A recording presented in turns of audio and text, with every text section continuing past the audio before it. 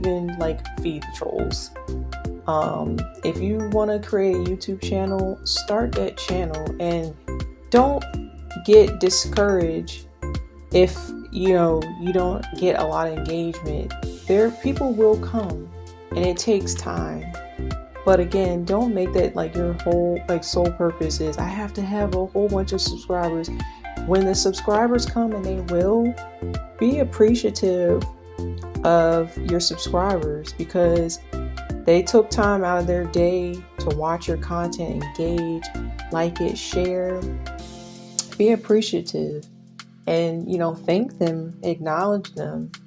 But and really, be kind. But don't, get discouraged if your channel is, starting off slow with getting subscribers and engagement.